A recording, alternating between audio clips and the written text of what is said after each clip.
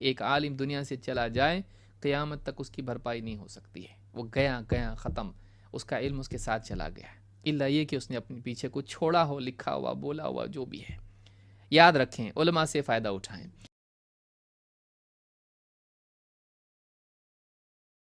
علماء کے دنیا سے اٹھائے جانے سے پہلے علم حاصل کرنا چاہیے۔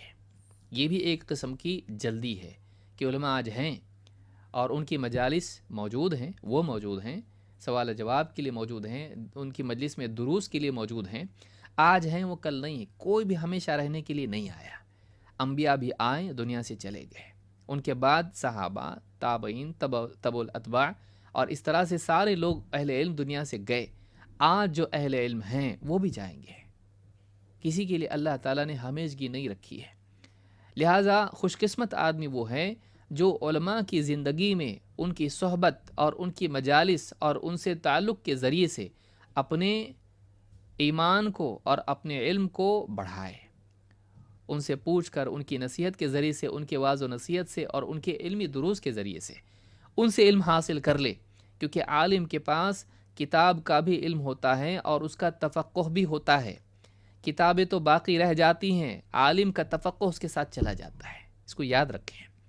قرآن و سنت میں غور کر کے فلاں مسئلہ پیش آیا، اس میں اجتہاد کر کے فیصلہ دینا، یہ تو عالم کے قلب میں ہوتا ہے۔ وہ جو صلاحیت اور وہ غور و فکر جو اس نے قرآن و سنت میں کیا ہے، وہ اس کے قلب میں مقید ہے۔ اگر لکھ دیا تو لکھ دیا، اگر نہ لکھا ہو تو اس کے دل میں ہے۔ تو علماء کئی دنیا سے چلے جاتے ہیں، بعد میں مسائل پیش آتے ہیں اور افسوس قوم کرتی رہتی ہے کہ کاش وہ ہوتے، آج تو ان مسائل کے لیے کچھ بولتے اور ہمارے لیے رہنمائی ملتی ہے۔ بڑے بڑے علماء دنیا سے چلے جاتے ہیں، اور امت کا المیہ یہ ہے کہ قدر جانے کے بعد آتی ہے، بلکہ انسان کا المیہ ہے، چھوٹی چھوٹی چیز ہو یا بڑی سے بڑی چیز بھی ہو، جب تک پاس موجود ہوتی ہے انسان کو اس کی قدر نہیں ہوتی ہے۔ جب چلی جاتی ہے تو ہر آدمی مرثیہ لکھنے کے لیے بیٹھ جاتا ہے کہ فلاں تھے، بہت بڑے تھے، عظیم الشان تھے، چلے گئے، اتنا بڑا خسارہ امت کا ہے اور اتنا بڑا نقصان امت کا ہے۔ جب تھے تو نے کتنا فائدہ اٹھایا؟ فلاں آدمی، نوجوان ہو یا جو بھی ہو، لوگ عام ہی ہو یا جو بھی ہوں، کہتے چلے گئے، اب کتنا بڑا نقصان ہو گیا۔ جب تھے تو نے کتنا فائدہ اٹھایا ان سے؟ بیٹھتا تھا ان کے درس میں، پوچھتا تھا سوالات ان سے، پڑھتا تھا ان کی کتابوں کو، کیا کیا تو نے ان سے فائدہ اٹھایا؟ تو یہ بڑا مسئلہ ہے امت کا کہ اہل علم جب دنیا میں ہوتے ہیں ان کی قدر نہیں ہوتی ہے، دنیا سے چلے جاتے ہیں، افسوس کو اپنے لیے بھرپائی سمجھنے لگتے ہیں کہ ہم جتنا افسوس کریں گے گویا کہ اس کی بھرپائی ہو جائے گی۔ بھرپائی نہیں ہو سکتی ہے۔ ایک عالم دنیا سے چلا جائے قیامت تک اس کی بھرپائی نہیں ہو سکتی ہے، وہ گیا گیا ختم، اس کا علم اس کے ساتھ چلا گیا، الا یہ کہ اس نے اپنے پیچھے کچھ چھوڑا ہو، لکھا ہوا، بولا ہوا، جو بھی ہے۔ یاد رکھیں، علماء سے فائدہ اٹھائیں۔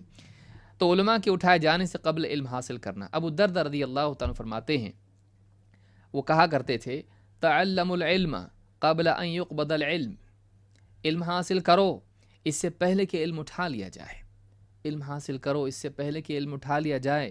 وقبضه ان يذهب باصحابه، اور علم کا اٹھایا جانا یہ ہے کہ علم والوں کو اٹھا لیا جائے، علم کے برتن علماء وہی اٹھا لیے جائے، علم کے حاملین اٹھا لیے جائے۔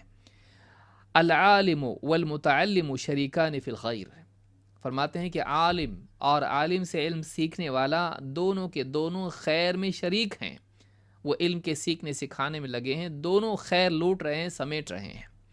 وسائر الناس لا خیر فیہم، ان کے علاوہ سارے جتنے بھی لوگ ہیں ان میں کوئی بھلائی نہیں ہے، ان میں کوئی بھلائی نہیں ہے۔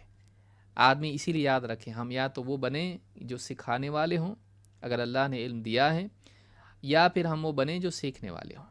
اگر آدمی نہ سکھانے والا ہے نہ سیکھنے والا ہے تو ابو الدرداء رضی اللہ تعالیٰ فرماتے ہیں، وَسَائِرُ النَّاسِ لَا خَيْرَ فِيهِمْ، معلوم ہے کہ جو اپنے آپ کو علم اور اہل علم سے منقطع کر لے اس میں کوئی خیر نہیں۔ میری بات کو یاد رکھیں، جو آدمی اپنے آپ کو علم دین سے اور اہل علم سے، دین کا علم رکھنے والوں سے کاٹ لے، ان سے الگ ہو جائے، دور ہو جائے، اس میں کوئی بھلائی نہیں ہے۔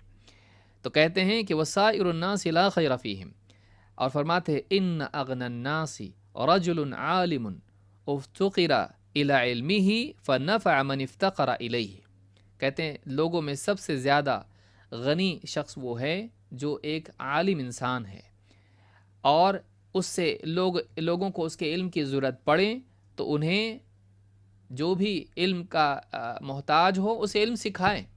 سارے لوگوں میں سب سے غنی شخص کون ہے؟ عالم، کہ لوگوں کو اس کے علم کی احتیاج ہو، ضرورت ہو تو انہیں علم سکھائے۔ وَإِنِ اسْتُغْنِيَ عَنْ عِلْمِهِ نَفَعَ نَفْسَهُ بِالْعِلْمِ، اور اگر لوگوں کو اس کی کوئی ضرورت نہ ہو، اگر لوگوں کو ضرورت ہو تو سکھائے، لوگوں کو اس کی کوئی احتیاج نہ ہو، مثلا کئی علماء ہیں اور لوگ دوسروں سے علم حاصل کر رہے ہیں، اس کی ضرورت نہیں محسوس کر رہے ہیں یا اس سے اعراض کر رہے ہیں، تو فرماتے ہیں کہ نفع نفسہ بالعلم، وہ اپنے آپ کو اس علم سے نفع پہنچاتا ہے۔ لوگ سیکھیں تو لوگوں کو پہنچاتا ہے، اور اگر اس سے کوئی سیکھنے والا نہ ہو، لوگ اس کو چھوڑ دیں، نظر انداز کر دیں، تو وہ اپنے آپ کو اس علم سے فائدہ پہنچاتا ہے، تدبر و تفکر کے ذریعے، خشیت و محبت کے ذریعے اللہ سے، اور اسی طرح سے اس کی تعمیل کے ذریعے سے، اس کی تجدید کے ذریعے سے۔ الذی وضع اللہ عز وجل عندہ، جسے اللہ تعالیٰ نے اس کے پاس دیا ہے، رکھا ہے۔ فما لی ارا علماءکم یموتون وجہالکم لا یتعلمون، ابو دردہ رضی اللہ عنہ فرماتے ہیں یہ کیا ہے، میں کیا دیکھ رہا ہوں کہ تمہارے علماء ایک ایک کر کے ان کی موت واقع ہو رہی ہے، ایک ایک کر کے دنیا سے جا رہے ہیں، اور تمہارے جاہل سیکھتے نہیں ہیں۔ میں کیا دیکھ رہا ہوں، یہ کیا برا منظر ہے کہ علماء دنیا سے ایک ایک کر کے جا رہے ہیں، اور جہال ان سے علم حاصل نہیں کر رہے ہیں، علم سیکھ نہیں رہے ہیں۔ وَلَقَدْ خَشِيتُ أَن يَذْهَبَ الْأَوَّلُ وَلَا يَتَعَلَّمُ الْآخِرُ، کہا کہ فرماتے ہیں کہ مجھے اس بات کا سخت خوف ہے، اندیشہ ہے کہ پہلا طبقہ اہل علم کا چلا جائے اور ان کے بعد والا طبقہ ان سے علم حاصل کرنے سے محروم رہے، وہ چلا جائے اور یہ طبقہ علم اس کا حاصل نہ کریں، اور اس سے علم کا سلسلہ منقطع ہو جائے، وہ علم دنیا سے چلا جائے ان کے ساتھ جو ان کے دلوں میں تھا۔ عالم کا علم اس کے دل میں ہوتا ہے، قرآن و سنت کے نصوص اور ان کا صحیح فہم، غور و فکر کے نتیجے میں اللہ تعالیٰ جو حکمت عطا کرتا ہے، یؤتی الحکمت من یشاء ومن یؤت الحکمت فقد اوتی خیرا کثیرا، اللہ نے فرمایا کہ اللہ تعالیٰ جس کو چاہتا ہے حکمت عطا فرماتا ہے، اور اللہ جس کو حکمت عطا کرے اس کو بہت خیر کثیر اللہ تعالیٰ نے عطا کر دی۔ یا اسی طرح سے حدیث میں جیسے فرمایا کہ من یرید اللہ بہ خیرا یفقہہ فی الدین، اللہ جس کو دین یعنی جس کے ساتھ خیر کا ارادہ کرتا ہے اسے دین کی گہری سمجھ عطا فرماتا ہے۔ یہ جو سمجھ ہے جو عالم کے دل میں ہوتی ہے، اگر اس سے سوال کے ذریعے سے، اس کی صحبت کے ذریعے سے، اس کی مجلس کے ذریعے سے حاصل نہ کی جائے، اس کے ساتھ چلی جائے گی۔ آپ اس کے ساتھ بیٹھیں گے، اس سے پوچھیں گے، اس سے سنیں گے، ملے گی نہیں۔ آپ کو پیڑ کا سایہ پانے کے لیے پیڑ کے نیچے بیٹھنا پڑے گا، آپ دور رہیں کہ اس کا سایہ کیسے پا سکتے ہیں؟ علماء کی صحبت کے ذریعے سے ان کی خیر حاصل ہوتی ہے، عالم کبھی محروم نہیں کرتا ہے۔ واقعی اللہ والا جو عالم ہے، آپ اس کے پاس بیٹھیں گے، ایک دو بات آپ کو بتائے گا نفع والی۔ تو یہ جو چیز ہے، فرماتے ہیں کہ یہ کیا ہے، میں کیا دیکھ رہا ہوں کہ علماء دنیا سے جا رہے ہو، تمہارے جاہل علم نہیں حاصل کرتے۔ مجھے ڈر ہے اس بات کا کہ علماء ایک ایک کر کے دنیا سے کہیں چلے نہ جائیں، اور وہ پہلا طبقہ چلا جائے اور بعد والا طبقہ اسی طرح سے جاہل کا جاہل رہے اور ان سے نہ سیکھے۔ معلوم ہوا کہ علماء کے دنیا سے جانے سے پہلے علم حاصل کر لینا چاہیے، ان کی قدر کرنا چاہیے، ان کی قدر کرنا چاہیے۔ اور یہ بات یاد رکھیں، کتابیں کبھی بھی علماء کا بدل نہیں بن سکتی ہیں، کتاب کبھی عالم کا بدل نہیں بن سکتی ہے۔ عالم ہوتا ہے کیونکہ اس کے پاس صحیح فہم ہوتا ہے۔ بعض اوقات آدمی کتاب پڑھتا کچھ ہے، سمجھتا کچھ ہے، آگے وہ بھی چیزیں انشاءاللہ آئیں گی۔ تو علماء کی قدر ضروری، علماء کے جانے سے پہلے علم حاصل کیا جائے جلدی۔ جامع بیان العلم روایت نمبر 1036 پر اس کی سند لا بأس بھی ہے، اس میں کوئی حرج نہیں، قابل قبول ہے۔